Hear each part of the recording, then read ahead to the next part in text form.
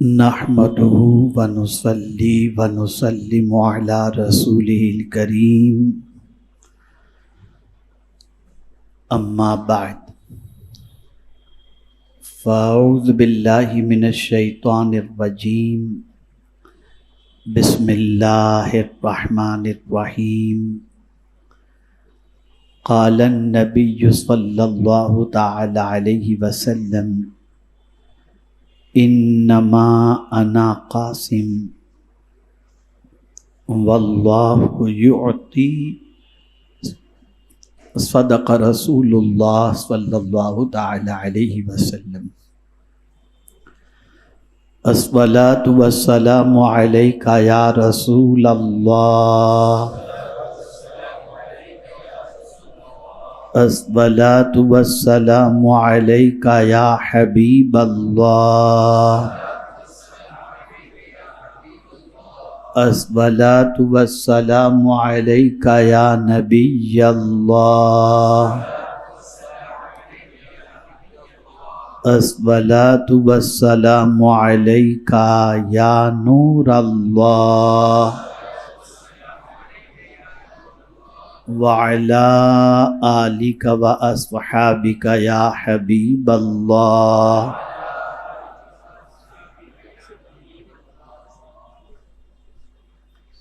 صلی اللہ تعالی علیہ وسلم نعمتیں بانٹتا جس سمت وہ ذی شان گیا ساتھ ہی منشی رحمت کا قلم دان گیا واہ کیا جود و کرم ہے شہ بطحہ تیرا نہیں سنتا ہی نہیں مانگنے والا تیرا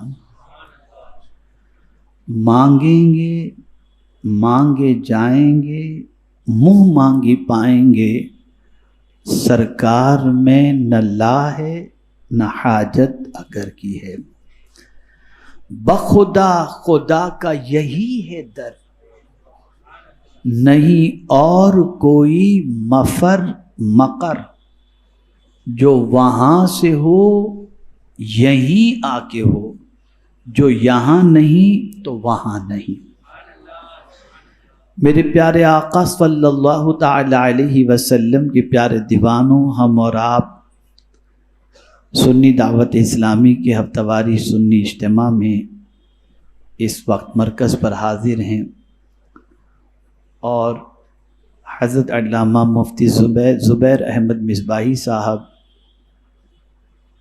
کی دعوت پر ان کے یہاں میں ابھی گیا ہوا تھا عشاء کے بعد اور وہاں خطاب کر کے میں جلدی بھاگتا ہوا یہاں پہنچا ہوں چونکہ آج کا موضوع جو ہے نا بڑا پیارا موضوع ہے انشاءاللہ دل سے سنیں گے تو دل باغ باغ ہو جائے گا کنیکشن حضور سے جڑ جائے گا انشاءاللہ اور پھر اپنی قسمت پر جتنا ناز کریں اتنا کم ہوگا بخاری شریف کی حدیث اور وہ بھی کتنی عظیم آقا کریم صلی اللہ علیہ وسلم فرماتے انما انا قاسم میں ہی بانٹنے والا ہوں طلباء اور علماء موجود ہیں وہ انما کے بارے میں جانتے ہیں کہ انما حصر کے لیے آتا ہے آقا کریم صلی اللہ علیہ وسلم فرماتے ہیں میں ہی بانٹنے والا ہوں اور اللہ ہی دینے والا ہے دینے والا اللہ ہے لیکن ملے گا مصطفیٰ کی بارگاہ سے اسی کو اعلیٰ حضرت کہتے ہیں خلق کے حاکم ہو تم رزق کے قاسم ہو تم سے ملا جو ملا تم پہ کروڑوں درود جو بھی ملے گا، جو بھی ملا ہے حضور کے در سے ملا ہے۔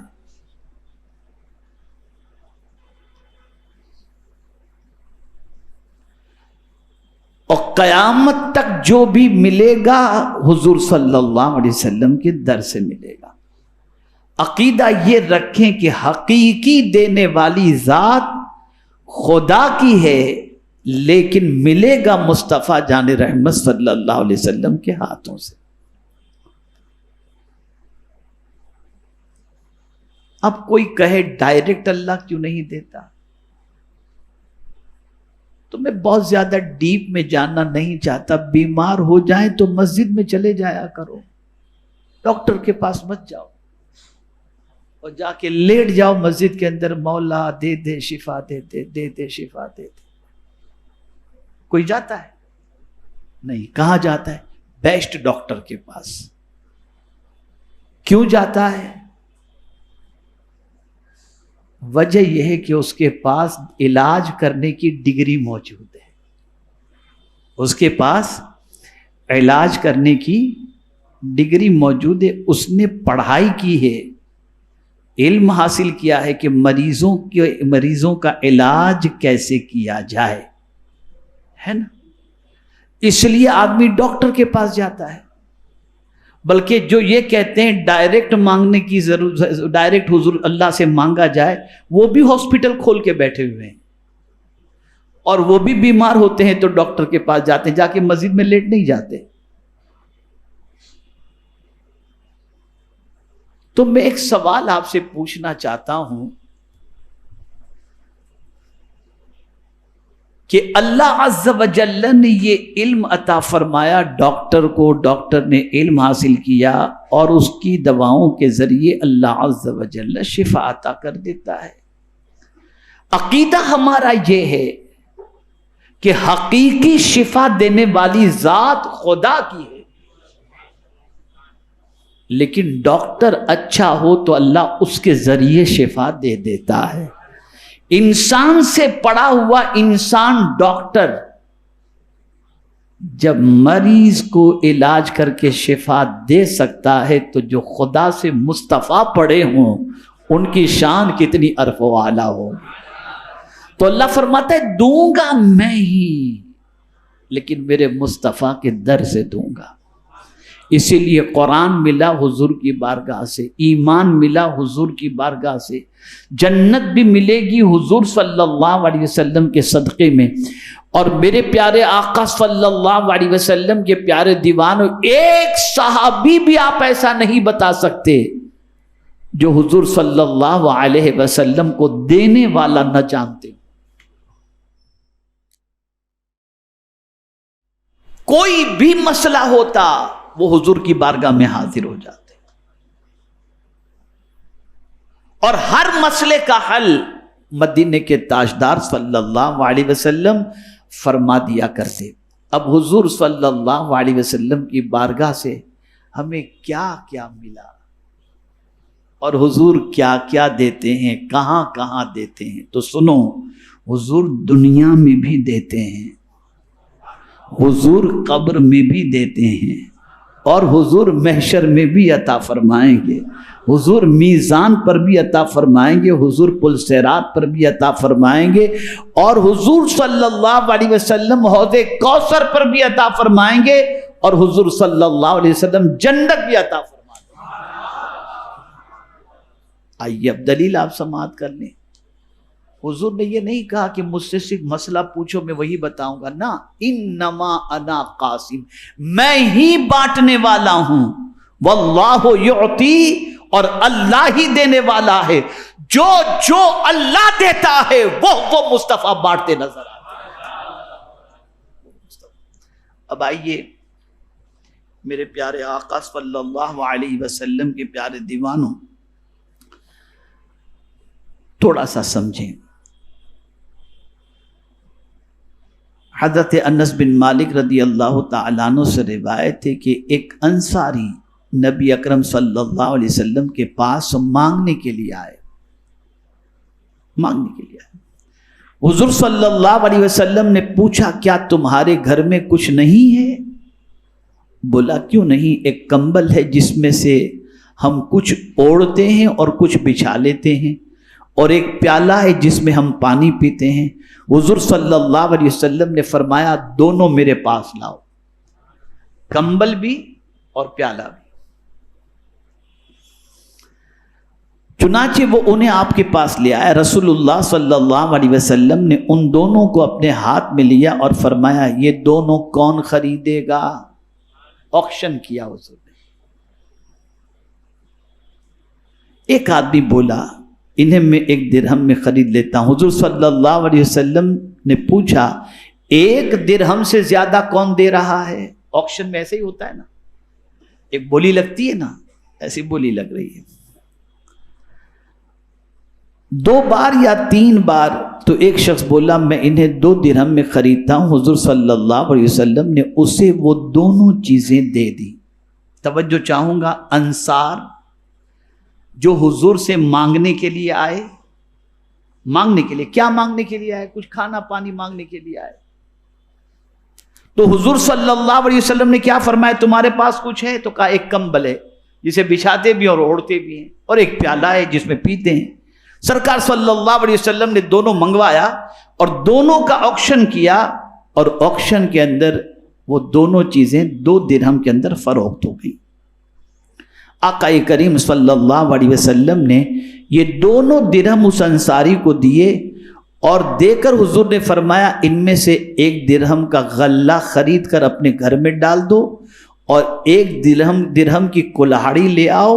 وہ کلہاڑی لے کر آیا تو حضور صلی اللہ علیہ وسلم نے اپنے ہاتھ سے اس میں ایک لکڑی ٹھونک دی اور فرمایا جاؤ لکڑیاں کاٹ کر لاؤ اور بیچو، اور 15 دن تک میں تمہیں یہاں نہ دیکھوں۔ چنانچہ وہ شخص گیا، لکڑیاں کاٹ کر لاتا اور بیچتا رہا۔ پھر آیا اور 10 درہم کما چکا تھا، اس نے کچھ کپڑا خریدا اور کچھ غلہ۔ رسول اللہ صلی اللہ علیہ وسلم نے فرمایا یہ تمہارے لیے بہتر ہے اس سے کہ قیامت کے دن مانگنے کی وجہ سے تمہارے چہرے میں کوئی داغ ہو۔ مانگنا صرف 3 قسم کے لوگوں کے لیے درست ہے، ایک تو جو وہ نہایت محتاج ہو، خاک میں لوٹتا ہو، دوسرے وہ جس کے گھر پر گھبرا دینے والی بھاری قرضے کا بوجھ ہو، تیسرے وہ جس پر خون کی دیت لازم ہو اور وہ دیت ادا نہ کر سکتا ہو، اس کے لیے وہ سوال کرے۔ یہاں حضور نے 3 باتیں بتا دی، مانگ کون سکتا ہے، لیکن آنے والا آیا تھا کچھ مانگنے کے لیے۔ ایک ٹائم کا غلہ مانگنے آیا، ایک ٹائم کی خوراک مانگنے آیا، اور حضور نے اس مانگنے والے کو ایسا طریقہ بتا دیا کہ وہ لینے والا دینے والا بن گیا، دینے والا بن گیا۔ میرے پیارے آقا صلی اللہ علیہ وسلم کے پیارے دیوانوں، حضور دنیا میں بھی کام آتے ہیں اور ایسے کام آتے ہیں کہ اللہ اکبر۔ میرے پیارے آقا صلی اللہ تعالی علیہ وسلم کے پیارے دیوانوں، رسول رحمت صلی اللہ تعالی علیہ وسلم دنیا میں کس طریقے سے کام آتے ہیں۔ حضرت ثوبان فرماتے ہیں ایک مرتبہ حضور صلی اللہ علیہ وسلم حضرت خاتون جنت رضی اللہ تعالی عنہ کے یہاں تشریف لے گئے۔ میں بھی حضور صلی اللہ علیہ وسلم کے ہمراہ تھا۔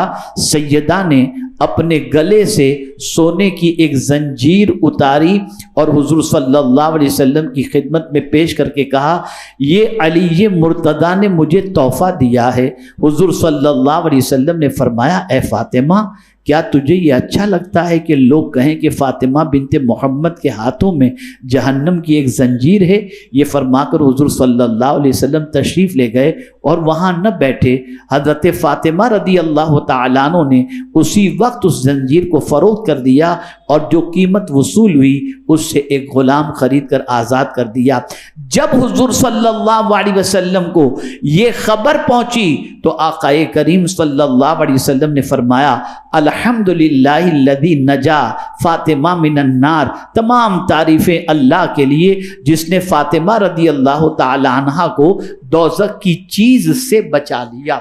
یعنی یہاں پر آپ یہ اچھی طریقے سے سمجھیں کہ سونا عورتوں کے لیے جائز ہے، سونے کی مقدار بھی کہ اتنی ہی مقدار کے اندر ہو، اتنی ہی کوانٹٹی میں عورت سونا استعمال کر سکتی ہے، ایسا نہیں۔ سونا خرید سکتی ہے، پہن سکتی ہے، عورتوں کے لیے حلال ہے، لیکن حضور صلی اللہ علیہ وسلم نے اپنی لخت جگر کو اس چیز کے استعمال کے حوالے سے یہ کیوں فرمایا؟ وجہ کیا تھی جانتے ہیں؟ وجہ سب سے بڑی یہ تھی، اگر میری امت کی کوئی غریب بندی اگر اپنے باپ سے کہے اور یہ سوچے کہ اس کے شوہر نے اس کو تحفہ دیا ہے، اور وہ زنجیر لے کر حضور کی بارگاہ میں اپنے باپ کے پاس حاضر ہو، اور کوئی بچی ایسی ہو جس کا شوہر نہ سونا خرید کر دے سکتا ہے اور نہ اس کا باپ اتنا مال رکھتا ہے کہ اپنی بچی کو سونا دے سکے، تو آپ جانتے ہیں وہ بچی دل میں حسرت لے کر کے بیٹھی رہے گی، کاش میرا شوہر مالدار ہوتا، مجھے سونا لا کر کے دیتا، میں بھی اپنے باپ کو جا کر بتا دی کہ میرے شوہر نے مجھے یہ دیا ہے۔ تو حضور صلی اللہ علیہ وسلم نے قیامت تک آنے والے ہر باپ کو یہ درس دیا اور یہ آسانیاں پیدا فرمائیں، اور ساتھ ہی ساتھ انہیں تسلی دے دی کہ اگر تمہارا کوئی داماد تمہاری بیٹی کو سونا نہیں دیتا تو غم نہ کرو، اس لیے کہ سونا ہونا بہت اچھی بات نہیں ہے، بیوی کو سونا پہنانا بہت اچھی بات بھی اگر ہوتی تو میں اپنی بیٹی کے لیے اسے اچھا سمجھتا، لیکن سنو اے میرے محبوب صلی اللہ علیہ وسلم کے دیوانوں، آقا اپنے غلام کو تسلی دے کر اس جملے کے ذریعے یہ بتانا چاہتے ہیں کہ جس کے پاس سونا نہیں ہے وہ عورت غم نہ کرے، اللہ تعالیٰ سونے کو راہ خدا میں خرچ کرنے کی بنیاد پر جہنم سے چھٹکارے کا مزدہ فضا عطا فرماتا ہے۔ سونا عورتوں کے لیے جائز ہے، آپ دلائیں، منع نہیں، بالکل منع، لیکن حضور صلی اللہ علیہ وسلم چونکہ پوری دنیا کے لیے نمونہ بن کر کے آئے تھے، پوری دنیا کے لیے آئیڈیل بن کر کے آئے تھے، اور پیغمبر رحمت صلی اللہ تعالی علیہ وسلم آپ جانتے ہیں اپنے بچوں کے حق میں کیا پسند کرتے تھے؟ بہت سادگی والی زندگی، بہت سمپل۔ آپ سوچیں کیا دیا خاتون جنت کو سرکار صلی اللہ علیہ وسلم نے؟ مولا علی کرم اللہ تعالی وجہہ الکریم خاتون جنت سے عرض فرماتے ہیں، فاطمہ تمہارے ہاتھوں میں کام کر کے جو چھالے پڑ چکے ہیں نا، جاؤ حضور صلی اللہ علیہ وسلم کی بارگاہ میں جا کر کے تمہارے یہ ہاتھ دکھاؤ اور گزارش کرو کہ کوئی خادمہ تمہیں دے دیں تاکہ تمہارے گھر کے کاموں میں تمہارا ہاتھ بٹائے، جس کی وجہ سے تمہیں تھوڑا سا سکون ہو جائے۔ سرکار دے سکتے تھے، مالک کونین ہے۔ بیٹی جب پہنچی اپنے والد کے پاس، یعنی سیدۃ النساء رسول اعظم صلی اللہ علیہ وسلم کے پاس پہنچی اور اپنے ہاتھ دکھائے اور عرض کیا، ابا جان گھر کا کام کرتے کرتے ہاتھ میں چھالے پڑ چکے ہیں، کوئی کنیز مجھے بھی مل جائے جس سے میرے گھر کے کام کے اندر وہ ہاتھ بٹائے۔ سرکار نے فرمایا، کیا میں کنیز سے بہتر چیز تجھے نہ دے دوں؟ کنیز سے بہتر چیز تجھے نہ دے دوں؟ سنو، جب تمہیں تھکان لگتی ہے نا کام کرتے کرتے، 33 بار سبحان اللہ پڑھ لو، 33 بار الحمدللہ پڑھ لو، اور 34 بار اللہ اکبر پڑھ لو، تمہارے جسم کی ساری تھکان دور ہو جائے گی۔ میں کہتا ہوں اگر رحمت عالم صلی اللہ علیہ وسلم چاہتے تو اپنی بیٹی کو جنت سے حوریں خدمت کے اندر پیش کر سکتے تھے، لیکن آقا جانتے تھے کہ میرا کوئی غریب امتی اگر اس کی بیٹی اپنے ہاتھوں سے گھر کا کام کرتی ہوگی اور وہ آ کر اپنے باپ سے کوئی کنیز اور کوئی کام والی مانگے گی اور وہ نہیں دے سکے گا، تو ہو سکتا ہے کوئی بیٹی اپنے باپ سے کہے تم میرے آقا کی سنت پر عمل نہیں کرتے، حضور نے تو اپنی بیٹی کو خادمہ دی تھی تم نہیں دیتے۔ تو آقا نے وہ طریقہ اپنایا کہ جو غریب امتی بھی اپنانا چاہے تو اپنا سکتا ہے۔ میرے پیارے آقا صلی اللہ تعالی علیہ وسلم کے پیارے دیوانوں، حضور صلی اللہ علیہ وسلم موت کے وقت بھی کام آتے ہیں، اسی لیے آدمی شعر پڑھتا ہے، نہ جانکنی کے وقت آنا، چہرے انور دکھانا۔ تو پتا چلا، اور جانکنی کا وقت، روح کے نکلنے کا وقت کتنا سخت ہوتا ہے آپ جانتے ہیں۔ اللہ اکبر، خود رسول اعظم صلی اللہ علیہ وسلم دعا کرتے، اللہم ہون علی سکرات الموت، کسی کے جسم پر 360 تلوار کی ضربیں لگائی جائیں تب بھی اتنی تکلیف نہیں ہوتی جتنی جسم سے روح نکلتے وقت تکلیف ہوتی ہے۔ اس موت کے وقت کون کام آتا ہے؟ کون کام آتا ہے؟ تو حضرت انس سے مروی ہے رضی اللہ تعالیٰ عنہ، ایک یہودی لڑکا حضور صلی اللہ علیہ وسلم کے لیے، یہودی مسلمان نہیں ہے، یہودی لڑکا حضور صلی اللہ علیہ وسلم کے لیے وضو کا پانی رکھا کرتا اور آپ کی نعلین شریف لا کر رکھ دیتا، وہ بیمار ہو گیا۔ نبی اکرم صلی اللہ علیہ وسلم اس کی عیادت کے لیے تشریف لے گئے۔ اس وقت اس کا باپ اس کے سرہانے بیٹھا ہوا تھا، باپ بھی یہودی تھا، بیٹا بھی یہودی تھا۔ میں تو کبھی کبھی سوچتا ہوں کہ کیا شان ہے میرے آقا کی کہ خدمت کرنے والے صرف مسلمان ہی نہیں ہوتے تھے، یہودی بھی حضور کی خدمت کرتے، اور اس بچے کی قسمت پر قربان جو بچہ حضور کی خدمت کیا کرتا تھا۔ اب وہ بچہ بیمار ہوا، حضور صلی اللہ علیہ وسلم اس کی عیادت کے لیے تشریف لے گئے۔ اس وقت اس کا باپ اس کے سرہانے بیٹھا تھا۔ آقا کریم صلی اللہ علیہ وسلم نے اس بچے سے فرمایا کہہ لا الہ الا اللہ، تو اس نے اپنے باپ کی طرف دیکھا، چونکہ جانتا تھا کہ باپ یہودی ہے، میں کلمہ پڑھوں گا تو میرا باپ ناراض ہو جائے گا، اور حضور نے جب کلمہ پڑھنے کے لیے کہا تو اس نے اپنے باپ کی طرف دیکھا، باپ کو خاموش دیکھ کر خود بھی خاموش ہو گیا، کلمہ نہیں پڑھا۔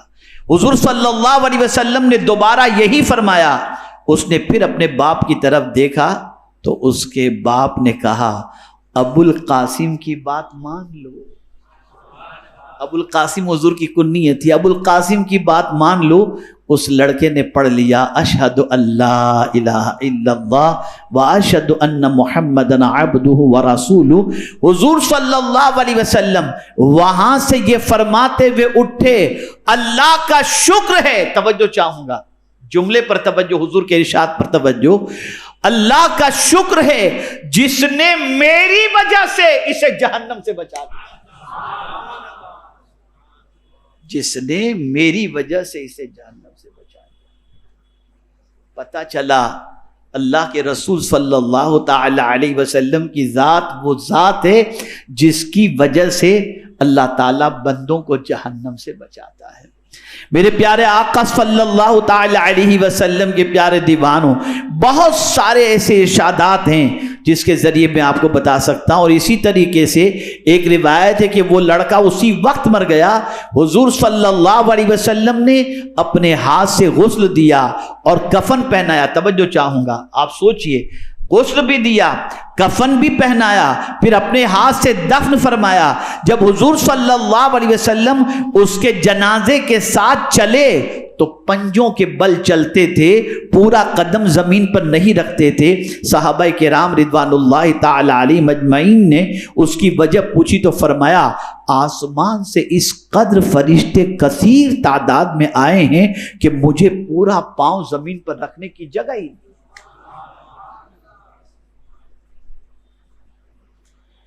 تو ایک یہودی بچے کو اسلام کی دولت کس کی وجہ سے ملی؟ بولیے کب اسے کام آئے حضور؟ موت کے وقت، موت کے وقت پتا چلا مصطفیٰ جان رحمت صلی اللہ علیہ وسلم موت کے وقت کام آتے ہیں۔ اب ایک سوال میں آپ سے پوچھتا ہوں، ہم دنیا میں ہر اس شخص سے اپنے تعلق کو بنانے کی کوشش کرتے ہیں جو ان شارٹ اگر میں کہوں جو تکلیف میں کام آئے، ہے نا بھئی؟ جواب دیں، ایسا کرتے ہیں نا؟ جو تکلیف میں کام آئے اس سے ہم تعلقات بنانے کی کوشش کرتے ہیں کہ اس سے تعلق بنا کے رکھو، یہ تکلیف میں کام آئے گا۔ لیکن کبھی کبھی ایسا ہوتا ہے جس پر ہم بھروسہ کرتے ہیں وہی تکلیف میں آ جاتا ہے۔ لیکن صحابہ بڑے ہوشیار تھے، بہت عقل مند تھے، وہ کسی سے حضور سے زیادہ تعلق بنا کر رکھتے ہی نہیں تھے۔ سب سے زیادہ انہوں نے حضور صلی اللہ علیہ وسلم سے تعلق بنا کے رکھا تھا اس لیے کہ وہ جانتے تھے جہاں کوئی کام نہیں آئے گا وہاں مصطفیٰ پیارے کام آ جائیں گے۔ میں آپ کو مثال کے ذریعے بتاؤں، ماں کب تک کام آئے گی؟ جب تک وہ کام آنے کے لائق ہے۔ بوڑھی ہو جائے گی تو آپ خود اس کی خدمت کر کے آپ سوچیں گے کہ میں اس کے کام آ جاؤں۔ مرنے کے بعد ماں قبر میں نہیں جاتی، باپ قبر میں کام نہیں آتا، تو اب سوال یہ پیدا ہوتا ہے قبر میں آتا کون ہے؟ مصطفیٰ جان رحمت صلی اللہ علیہ وسلم۔ اے رسول اعظم صلی اللہ علیہ وسلم کے پیارے دیوانوں، اسی لیے اعلیٰ حضرت عظیم البرکت امام عشق و محبت کہتے ہیں، انہیں جانا انہیں مانا، نہ رکھا غیر سے کام، للہ الحمد میں دنیا سے مسلمان گیا۔ میرے پیارے آقا صلی اللہ تعالی علیہ وسلم کے پیارے دیوانوں، رسول رحمت صلی اللہ علیہ وسلم قبر میں بھی کام آتے ہیں۔ آئیے میں آپ کو بتاؤں، حضرت جابر ابن عبداللہ رضی اللہ تعالیٰ عنہ سے روایت ہے کہ جب حضرت سعد ابن معاذ رضی اللہ تعالیٰ عنہ کو دفن کیا گیا تو رسول اعظم صلی اللہ علیہ وسلم نے سبحان اللہ فرمایا، پھر اللہ اکبر کہا، اور لوگوں نے بھی کہا۔ لوگوں نے عرض کی یا رسول اللہ صلی اللہ علیہ وسلم، آپ نے تسبیح کیوں پڑھی، آپ نے تکبیر کیوں پڑھی؟ ارشاد فرمایا، اس نیک بندے پر اس کی قبر تنگ ہو گئی تھی تو اللہ نے اس کی قبر کو تسبیح اور تکبیر کی وجہ سے کشادہ کر دیا۔ کون تکبیر پڑھا، کون تسبیح کیا؟ رسول اعظم۔ پتہ چلا جہاں قبر کے اندر ماں کام نہیں آتی وہاں مصطفیٰ پیارے کام آتے ہوئے نظر آتے ہیں۔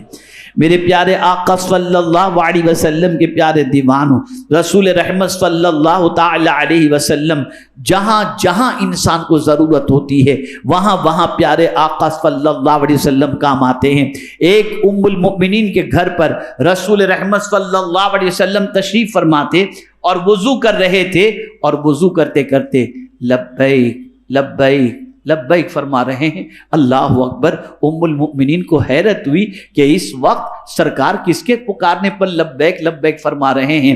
اللہ اکبر۔ جب حضور صلی اللہ علیہ وسلم نے وضو فرما لیا، اس کے بعد ام المؤمنین نے دریافت کیا، کسی پکارنے والے کو تو میں نے نہیں سنا، لیکن آپ کس کو کس لبیک لبیک کہہ رہے تھے؟ سرکار نے فرمایا، میرا ایک صحابی بہت پریشان تھا اور اس پریشانی کے عالم کے اندر اس نے مجھے وہاں سے پکارا تو میں نے یہاں سے اسے لبیک کہہ کر کے اس کی مدد میں نے کر دی۔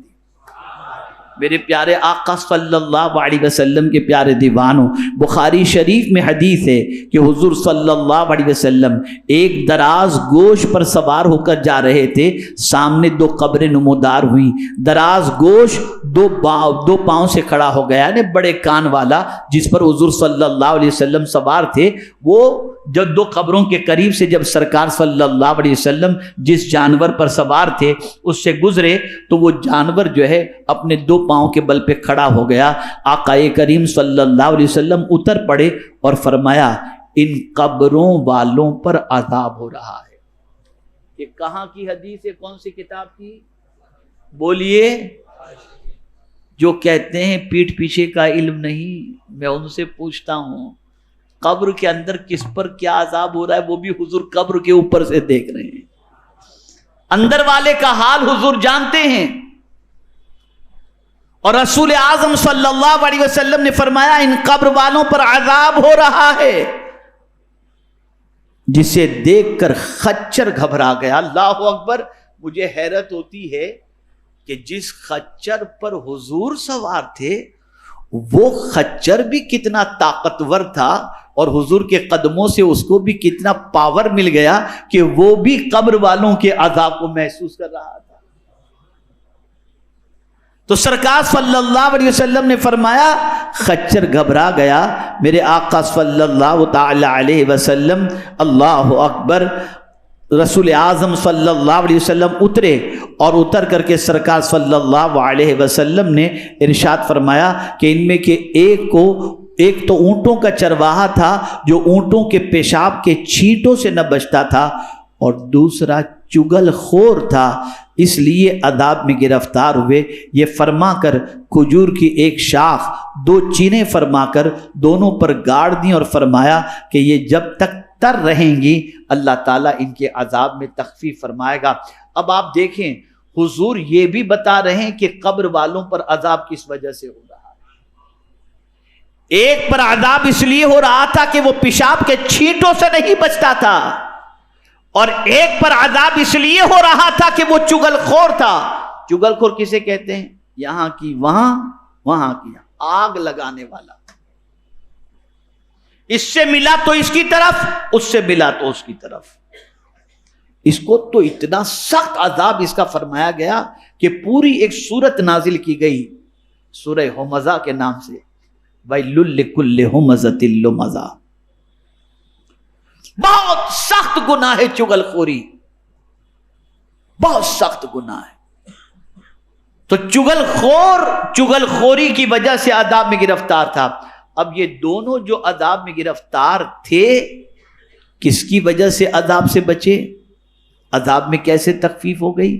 تو میرے آقا صلی اللہ علیہ وسلم نے ایک کھجور کی شاخ کے 2 ٹکڑے کیے اور دونوں پہ ایک ایک رکھ دیا، اور پھر حضور نے فرمایا جب تک یہ تر رہیں گی اللہ تعالیٰ ان کے عذاب میں تخفیف فرمائے گا۔ پتہ یہ چلا رسول اعظم صلی اللہ تعالی علیہ وسلم کے صدقے میں اللہ عز و جل قبر والوں پر بھی راحت فرماتا ہے۔ میرے پیارے آقا صلی اللہ تعالی علیہ وسلم کے پیارے دیوانوں، اسی طریقے سے آپ دیکھیں رسول اعظم صلی اللہ علیہ وسلم حشر میں بھی کام آئیں گے۔ حضرت انس رضی اللہ تعالی عنہ سے روایت ہے کہ میں نے رسول اللہ صلی اللہ علیہ وسلم سے عرض کی میرے لیے خاص طور پر سفارش فرمائیں۔ حضور صلی اللہ علیہ وسلم نے فرمایا اچھا میں سفارش کروں گا۔ میں نے عرض کی یا رسول اللہ میں آپ کو کہاں تلاش کروں؟ قیامت کے دن، یعنی قیامت میری سفارش کرنا۔ عرض کرتے ہیں حضور میں آپ کو کہاں تلاش کروں؟ حضور صلی اللہ علیہ وسلم نے فرمایا ابتدا میں تم مجھ کو پل صراط پر تلاش کرنا، یعنی قیامت کے دن جب مجھے تلاش کرنا ہو تو میں تیری سفارش کروں گا، لیکن مجھے تجھے تلاش کرنا ہو تو کہاں تلاش کرنا؟ تو سرکار صلی اللہ علیہ وسلم فرماتے ہیں پل صراط پر تلاش کرنا۔ میں نے عرض کی اگر پل صراط پر نہ ملیں تو؟ فرمایا میزان پر۔ میں نے عرض کی اگر میزان پر بھی نہ ملیں تو؟ فرمایا پھر میں حوض کوثر پر ملوں گا، ان جگہوں کو نہ چھوڑوں گا۔ اب میں آپ سے پوچھنا چاہتا ہوں اے رسول اعظم صلی اللہ علیہ وسلم کے دیوانوں، پل صراط جو بال سے زیادہ باریک اور تلوار سے زیادہ تیز جس سے ہر ایک کو گزرنا ہے، اللہ اکبر، میرے پیارے آقا صلی اللہ تعالی علیہ وسلم کے پیارے دیوانوں، آپ جانتے ہیں ایک بندہ جب پل صراط پر قدم رکھے گا تو اس کی پوزیشن یہ ہوگی یا تو ٹکڑے ہو کر جہنم میں گرے گا یا لڑکھڑاتا ہوگا، ایک عجیب کیفیت ہوگی۔ آپ اندازہ لگائیں جو پل صراط بال سے زیادہ باریک اور تلوار سے زیادہ تیز جس پر سے گزرنا ہے، آپ سوچیں کتنا سخت ترین وہ بریج ہوگا۔ اور ایسا نہیں ہے کہ کوئی سوچے میں نہیں گزروں گا، نہیں، ہر ایک کو گزرنا ہے۔ لیکن سرکار نے فرمایا کہ مجھے تلاش کرنا ہو تو پل صراط پر تلاش کرنا۔ اللہ اکبر، وہاں حضور کیا کر رہے ہوں گے؟ تو جانتے ہیں اعلیٰ حضرت عظیم البرکت امام عشق و محبت کہتے ہیں سنو، جب حضور کا امتی پل صراط پر قدم رکھے گا تو سرکار پل صراط کے کنارے پر کھڑے ہو کر اللہ کی بارگاہ میں عرض کریں گے رب سلم رب سلم رب سلم، اے اللہ میری امت کو سلامتی سے گزار دے، میری امت کو سلامتی سے گزار دے۔ وہاں کوئی کام نہیں آئے گا، لیکن اگر کوئی کام آئے گا تو مدینے کے تاجدار کام آئیں گے۔ اسی کو اعلیٰ حضرت کہتے ہیں رضا پل سے اب وجد کرتے گزریے کہ ہے رب سلم صدائے محمد صلی اللہ علیہ وسلم۔ میزان پر 2 باتیں عرض کر کے میں اپنی گفتگو کو ختم کرتا ہوں۔ میزان پر جہاں اعمال تو لے جائیں گے، یاد رکھیں بہت اہم نقطہ عرض کر رہا ہوں، بہت عبادت آپ نے کی ہوگی، بلکہ ہو سکتا ہے کہ جب سے نماز فرض ہوئی ہو تب سے لے کر آج تک ایک وقت کی نماز بھی آپ کی قضا نہ ہوئی ہو سکتا ہے کہ ماہ رمضان کے روزے جب سے فرض ہوئے ہوں تب سے لے کر ابھی تک آپ کا ایک روزہ بھی قضا نہ ہوا ہو سکتا ہے کہ حج بھی آپ نے کیا ہو، اور ہو سکتا ہے کہ آپ زکوٰۃ بھی دیتے ہوں، اور ہو سکتا ہے کہ آپ تلاوت قرآن بھی کثرت سے کرتے ہوں، لیکن جانتے ہیں قیامت میں کیا ہوگا؟ خاص طور پر میزان پر ایک بندے کے اعمال کو تولا جائے گا، اس کی نیکیاں نیکیوں کے پلڑے میں رکھی جائیں گی، گناہ گناہ کے پلڑے میں رکھے جائیں گے۔ چونکہ اس نے زندگی عبادت میں گزاری تھی تو گناہ کم ہوں گے، نیکیاں بڑھ جائیں گی۔ اللہ فرمائے گا اس بندے کو میرے فضل سے جنت میں داخل کر دو۔ بس اسے نیکی کا خیال آ جائے گا اس بندے کو، مولا جنت میں تو تیرے فضل سے جا رہا ہوں، جو میں نے زندگی بھر نیکیاں کی اس کا کیا؟ اب سوچئے، زندگی بھر نیکی کا بدلہ وہ قیامت میں چاہ رہا ہے۔ اللہ فرمائے گا فرشتوں سے اس کی ایک آنکھ نکالو۔ اس بندے کی آنکھ نکالی جائے گی، فرمایا جائے گا میزان کے ایک پلڑے میں رکھو۔ میزان کے ایک پلڑے میں اس کی ایک آنکھ رکھی جائے گی، اور زندگی کی ساری نیکیاں دوسرے پلڑے کے اندر۔ اللہ فرمائے گا میرے بندے، تیری زندگی کی ساری نیکیاں میری آنکھ جیسی ایک نعمت کا بھی حق ادا نہیں کر سکی۔ فرشتوں، اب میرا عدل یہ ہے کہ اس بندے کو جہنم میں ڈال دو، اس لیے کہ اس نے میری ایک آنکھ جیسی نعمت کا بھی حق ادا نہیں کیا۔ وہ عرض کرے گا مولا مجھے تیرا فضل ہی کافی ہے، مجھے عبادت کا بدلہ نہیں چاہیے۔ پتہ چلا زندگی کی ساری عبادتیں بھی اللہ کی ایک نعمت کے مقابلے میں کوئی حیثیت نہیں رکھتی۔ میزان وہ جگہ ہے اور وہ مقام ہے جہاں سے لوگ ڈرا کرتے، جس کے تصور سے صحابہ کانپا کرتے، جس کے تصور سے اولیاء کانپا کرتے۔ اعلیٰ حضرت عظیم البرکت ایسے ہی وقت کے سلسلے میں عرض کرتے ہیں، پلہ ہلکا ہی سہی بھاری ہے بھروسہ تیرا۔ سرکار ہم جانتے ہیں ہمارا پلہ ہلکا ہے، لیکن آپ کی ذات وہاں کام آنے والی ذات ہے۔ محشر میں جب کوئی کام نہیں آئے گا، آپ کام آئیں گے، اور جانتے ہیں کس طرح کام آئیں گے؟ دو حدیثیں عرض کرتا ہوں، عمل کرنے کی کوشش کرنا۔ 1500 سالہ جشن میلاد مصطفیٰ کا یہ تحفہ لے کر کے جاؤ اور اس پر عمل کرنے کا عزم کرو، زندگی بھر عمل کرنا، اور تو انشاءاللہ العظیم حضور صلی اللہ علیہ وسلم کی کرم کی بارشیں دنیا میں بھی ہوں گی اور آخرت میں بھی ہوں گی۔ آئیے میں آپ کو بتاؤں، ایک بندے کے اعمال کو میزان میں تولا جائے گا، اور جب میزان میں تولا جائے گا نیکیاں کم ہوں گی، گناہ زیادہ۔ قریب تھا کہ حکم ہو کہ اس بندے کو جہنم میں ڈال دو، رسول رحمت صلی اللہ علیہ وسلم تشریف لائیں گے۔ حدیث مبارکہ میں اپنی آستین مبارک سے ایک پرچہ نکالیں گے اور اپنے اس امتی کے نیکیوں کے پلڑے کے اندر اس پرچے کو رکھ دیں گے، تو نیکی زیادہ ہو جائے گی، گناہ کم ہو جائے گی۔ پہلے نیکیاں کم تھیں، گناہ زیادہ تھے، اتنے تھے جس کی کوئی انتہا نہیں، لیکن جیسے ہی حضور صلی اللہ علیہ وسلم نیکیوں کے پلڑے کے اندر ایک پرچے کو رکھ دیں گے، نیکیاں زیادہ ہو جائیں گی۔ حکم ہوگا اس بندے کو جنت میں ڈال دو۔ وہ بندہ جو پہلے بہت گھبرایا ہوا تھا کم نیکی کی وجہ سے، جب اس پرچی ڈالنے والے مصطفیٰ پیارے صلی اللہ علیہ وسلم کو دیکھے گا تو عرض کرے گا، اے نورانی چہرے والے آپ کون ہیں؟ سرکار فرمائیں گے میں وہ ہوں جس پر تو دنیا میں درود پڑھا کرتا تھا۔ اللہ اکبر! اس پرچے میں کیا تھا؟ وہی درود تھا جو تو نے مجھ پر محبت کے ساتھ پڑھا تھا۔ آج تجھے یہاں پر یہ درود بھی کام آیا، اور جس پر تو نے درود پڑھا تھا وہ بھی کام آیا۔ مجھے بتاؤ، جب قیامت کے دن رسول اعظم صلی اللہ علیہ وسلم اس طرح سے کام آنے والے ہوں اور حضور پر درود اس طریقے سے کام آنے والا ہو، تو کیوں نہ ہم درود مبارکہ کو ورد زباں بنا لیں؟ پڑھیے ایک مرتبہ درود شریف۔ اللہم صلی علی سیدنا و مولانا محمد معدن الجود والکرم وآلہ الکرام وابنہ الکریم وبارک وسلم صلاۃ وسلاما علیک یا سیدی یا رسول اللہ صلی اللہ تعالی علیہ وسلم۔ اور اسی کے ساتھ ساتھ ایک اور واقعہ بھی آپ سماعت فرمائیں۔ اللہ اکبر، ایک بندہ جس کی دنیا میں عادت تھی، کیا عادت تھی؟ اگر کوئی حضور صلی اللہ علیہ وسلم کا پریشان حال امتی ہوتا اور آ کر اس سے کہتا کہ مجھے یہ پریشانی ہے، تو وہ بندہ اس کی پریشانی دور کرنے میں دوڑتا، کہیں سفارش کرنے چلا جاتا، اس کا کام ہو جائے اس کی کوشش کرتا تھا۔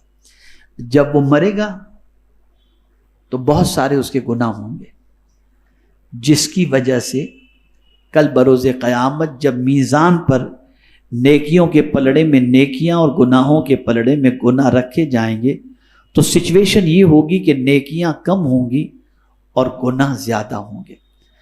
جب نیکیاں کم اور گناہ زیادہ ہوں گے تو سرکار صلی اللہ علیہ وسلم میزان پر تشریف لائیں گے اور تشریف لا کر اپنے رب سے عرض کریں گے، اے میرے کریم، یہ میرا وہ امتی ہے جو دنیا کے اندر میرا کوئی امتی پریشان ہوتا تو اس کی پریشانی کو دور کرنے کے لیے دوڑ دھوپ کیا کرتا تھا، آج یہ یہاں پریشان ہے، میں اس کی سفارش کرتا ہوں، مولا اس کو معاف فرما کر میری سفارش قبول کر کے جنت عطا فرما دے۔ اللہ حضور کی سفارش کو قبول کر کے جنت کا مزدہ فضا کہاں کہاں حضور کام آتے۔ ارے جب آخرت میں حضور کام آتے ہیں تو دنیا میں تو بدرجہ اولا کام آتے ہیں۔ تو اپنا تعلق حضور سے مضبوط کرو، اپنا رشتہ حضور سے مضبوط کرو، درود مبارکہ کی کثرت کیا کرو، پریشان حالوں کی مدد کیا کرو، دوڑ دھوپ کیا کرو، غریبوں کا خیال رکھا کرو۔ اور میرے پیارے آقا صلی اللہ تعالی علیہ وسلم کے پیارے دیوانوں، رسول رحمت صلی اللہ علیہ وسلم کی ذات وہ ذات ہے کہ اللہ اکبر، میں کیا بتاؤں کیا کیا حضور عطا فرماتے ہیں۔ ایک 3 دن کے بھوکے پیاسے پریشان ہو کر مسجد نبوی شریف پہنچے